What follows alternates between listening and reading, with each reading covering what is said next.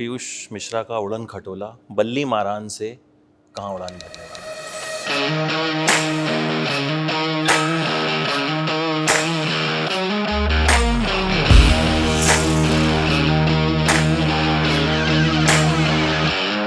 आजकल जो है विस्की और दो सौने दिन का भी सीजन चल रहा है। आजकल ये गाने पसंद कर रहे हैं लोग। आपको लगता है कि राइटर बनने के लिए दिल टूटना जरूरी हो? नहीं। चोटें खाने जरूर। जिंदगी इतनी बेड ऑफ रोजेस नहीं होनी चाहिए। जिंदगी आपकी खुद की, आपकी जिंदगी उलझी होनी चाहिए, तब कहीं जाकर आप उलझन लिख पाएंगे। तो ये बातें तभी निकलती है जब आप टूटे फूटे नोचे खसोटे गए हो कहीं। सर, पीयूष मिश्रा का उड़न खटोला बल्ली मारान से कहाँ उड़ान भरने वाला है? अभी तो यार जो बताया शहर हैं जितने, कैलकाटा से शुरू कर रहे हैं, उसके बाद बहुत सारी जगह जाएंगे। पाइपलाइन में हैं बहुत सारे शोज़, हिंदुस्तान में भी, बाहर भी। यूएस यूके में परफॉर्म करने की बड़ी इच्छा है। यूके में बहुत बहुत इंडियन कल्चर है, यूएस में भी है, कनाडा में भी है। हम वहाँ परफॉर्म करना चाहते हैं जहाँ इंडियन कल्चर नहीं हो। हम देखते हैं वहाँ गाने कैसे लगते हैं। तो अभी देखो, स्काई इज द लिमिट करते रहेंगे। ये पूरा का पूरा जो उड़न खटोला वाला आइडिया है, ये कहाँ से जनरेट हुआ कि टूर करते हैं? राहुल गांधी, आरजी राहुल से जनरेट हुआ। राहुल से और निशान से इन लोगों ने कहा था कि ये टूर करते हैं। मेरे दिमाग में नहीं था ये बस का आइडिया, ये जो है स्ट्रीट डॉग्स का आइडिया है, सब इन लोगों ने क्रिएट किया है। तो वहाँ से आइडिया शुरू हुआ था। तो आप एग्री कर गए? क्योंकि आई थिंक आपको एग्री करवाना भी वो मुझे लगता है आसान काम नहीं होगा। नहीं, चारा भी नहीं था ना। इनसे तो एग्री कर जाता हूँ मैं। ये प्यारे लोग हैं यार, इन लोगों ने बहुत संभाला है मुझे और संभाल ही रहे हैं। मतलब मैं तो जिंदा ही हूँ आज की तारीख में प्रोफेशनली, तो उनकी वजह से ही हूँ। तो इसलिए जो है बहुत बहुत मज़ा आ रहा है करने में, बहुत मज़ा आ रहा है। सर, नाम बल्ली मारान कैसे चूज किया आप? नाम बल्ली मारा मिर्ज़ा गालिब साहब का मोहल्ला था ये, अब भी है। ओल्ड हाँ, दिल्ली। बिल्कुल है दिल्ली में। हाँ, तो इसलिए जो है हम्म। दिल्ली को याद करना अपना फर्ज समझता था हर चीज़ में। तो दिल्ली को याद करना मतलब मिर्ज़ा गालिब को याद करने से बेहतर बहाना क्या हो सकता है दिल्ली को याद करने का। तो इसलिए रख लिया। अच्छा, एक सवाल मैं आपसे ये पूछूंगा कि आपके हिसाब से पीयूष मिश्रा एक्टर ज़्यादा बेहतर हैं, राइटर ज़्यादा बेहतर हैं, म्यूजिशियन ज़्यादा? मैं तो कंफ्यूज हूँ। बेहतर का सवाल नहीं है। बेहतर मुझे मालूम नहीं बेहतर कौन सा है, लेकिन मैं एक्टिंग बहुत ज़्यादा पसंद करता हूँ। मुझे थिएटर में, नाटक में। फिल्मों में नहीं। फिल्मों में भी करता हूँ, फिल्मों में कम रोल मिलते हैं। मतलब फिल्मों में वी डोंट हैव ए से, जो डायरेक्टर बोलता है वो करना पड़ता है। इसलिए अदरवाइज जो है मैं बहुत बहुत पसंद करता हूँ। अभी कल परसों की बात है, तमाशा का आपका जो सीन है रणबीर के साथ, उसकी एक रील बड़ी ज़बरदस्त वायरल होती है जिसमें आप मेरे को समझा रहे होते हैं, है कौन तू। उसमें आपने हर्ट भी बना रखा है उस रील में। मैंने देखा कि आप तक भी पहुंची हुई है वो रील। तो वो शायद उस वक्त वो पिक्चर जो है बहुत लोगों की समझ से आगे की मैंने पिक्चर सुना या तो पसंद आई या बिल्कुल पसंद नहीं या आई। बिल्कुल पसंद नहीं आई, लेकिन अब जब लोग देखते हैं तो वो हैरान होते हैं कि अच्छा है, ऐसा सिनेमा बना था। इम्तियाज़ को hats off to Imtiaz, hats off to Imtiaz Ali. उसने बहुत बढ़िया, बहुत ही गजब अटैम्प्ट था वो। और उस समय ये दोनों बिल्कुल स्टारडम के पीक पर थे, दीपिका और ये रणबीर। उस समय इन्होंने एग्री कर लिया पिक्चर को करने के लिए। इम्तियाज़ बना दी, लिख ली स्क्रिप्ट, बहुत बड़ी बात थी। अच्छा, इसमें कोई सेट ऑफ सॉन्ग्स हैं पर्टिकुलर जो परफॉर्म करने वाले हैं? नंबर ऑफ सॉन्ग्स कुछ फिक्स है या अलग अलग है होगा हर नहीं, दिन? फिक्स है। उसमें एक्चुअली पौने घंटे 2 घंटे का परफॉर्मेंस है, तो उसमें कुछ सॉन्ग्स हमें नहीं गाने पड़ते, पक्का है। कुछ सॉन्ग्स गाने ही पड़ते हैं, पक्का है। कुछ R.M.P. गाना ही पड़ेगा, घर गाना ही पड़ेगा, उसना गाना पड़ेगा, और एक बगल में चाहता गाना पड़ेगा। ऐसी इसमें जो है और 5-6 गाने ऐसे हैं जो हम रिप्लेस कर करके गाते हैं। दुनिया अगर मिल जाए तो क्या है, दुनिया गाएंगे या घर गाएंगे, है ना। विस्की गाना पड़ता है हमें, वो सुहाने दिन गाना पड़ता है हमें। तो पड़ता है क्या सवाल है, मतलब आप कुछ एक गाने रिप्लेस कर पड़ते हैं, क्योंकि गाने ज़्यादा हैं हमारे पास। गाने जितने रिक्वायर्ड हैं उससे अधिक है, तो सारे गाने नहीं गा सकते, सारे गाने नहीं गा सकते। सबसे ज्यादा डिमांड किस गाने की आती है? हालांकि बड़ा आराम सबसे ज्यादा अभी भी। आजकल जो है विस्की और दो सौने दिन का भी सीजन चल रहा है। आजकल ये गाने ही पसंद कर रहे हैं लोग। R.M.P. का बात ही अलग है। अच्छा, आप जब लिखते हैं सबसे कंफर्टेबल या सबसे ऐसा टाइम कौन सा होता है जब कुछ नहीं जब चाय लिख लेता हूँ।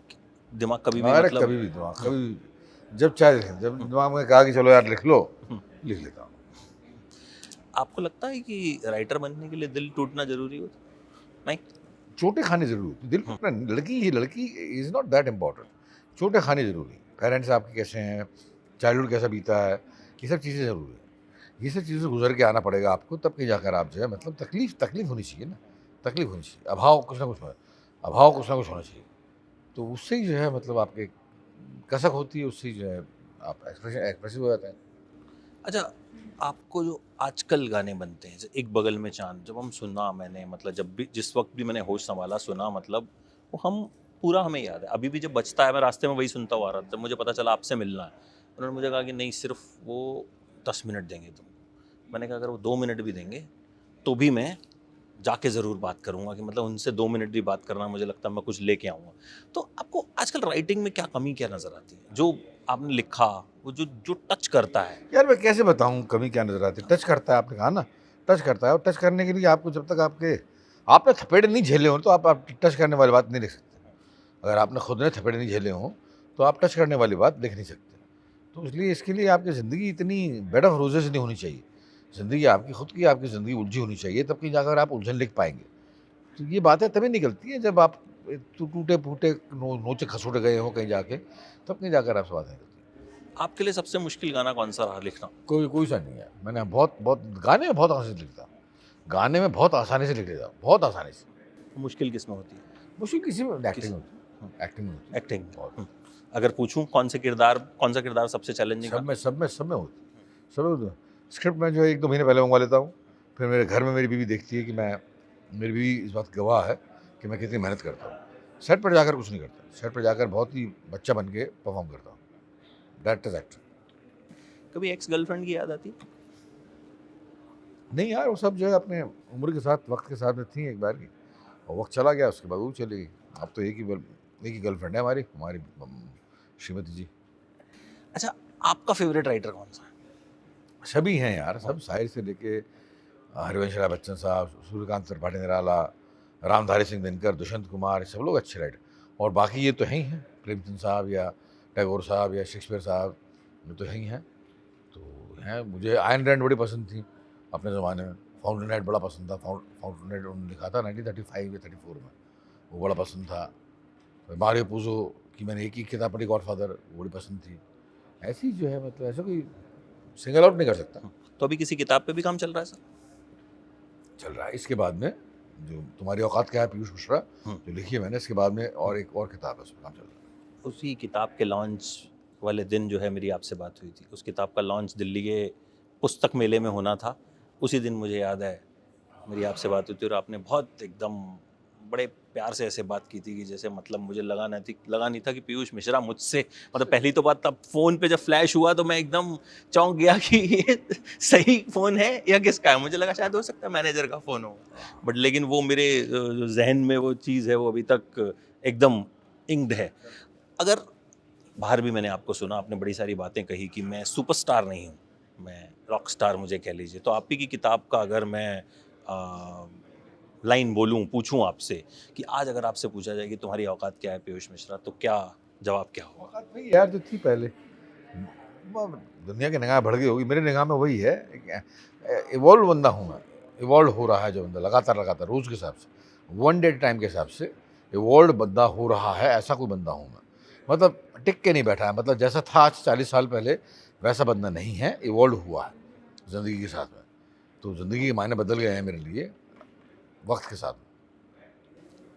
आज आपको जिस तरह का, लगा लीजिए बहुत सालों से आप काम कर रहे हैं, आज बहुत बदलाव भी आया है चीज़ों में, टेक्नोलॉजी वाइज कह लीजिए, सोशल मीडिया वाइज कह लीजिए। आपको सबसे चैलेंजिंग या सबसे टेक्नोलॉजी में ये फ़ोन भी जो है मैं खाली व्हाट्सअप और कॉल करने के लिए इस्तेमाल करता हूँ। अगर आप मुझसे पूछ लो कुछ और चीज़ के बारे में, आई डोंट नो एनीथिंग, मैं जानता ही नहीं इसके बारे में। मैं किसी भी टेक्नोलॉजी के पक्ष में तो हूँ। अब समय बदल रहा है तो आपको झक मार के जो है उसको अडेप्ट करना पड़ेगा, लेकिन मैं खुद दो चार नहीं हूँ उनसे। मैं खुद जो I am not well introduced to all these things. तो अभी भी मैं हाथ से लिखना पसंद करता हूँ। Computer, I don't know how to handle with computer. हाथ से लिखना पसंद करता हूँ अब भी। तो ये सब चीज़ चलती हैं, वो उस हिसाब से मैं थोड़ा प्रिमिटिव आदमी हूँ, तो चल रहा है। खाली वक्त मिलता है तो आपको क्या करना पसंद है? आखिरी सवाल। ध्यान, विपश्यना सबसे ज़्यादा प्रिय जो है मुझे, खाली वक्त हो या भरा वक्त हो, मुझे वही है। Thank you so much sir. उम्मीद करते हैं ये जो टूर है आपका खूब सक्सेसफुल रहे। बहुत चाहने वाले हैं जो आपको सुनना चाहते हैं। हम तो रील्स में सुनते हैं अब तक, और उम्मीद करते हैं कि यहाँ जाके भी ज़रूर सुनेंगे। And thank you so much sir, and thanks for talking. Thanks.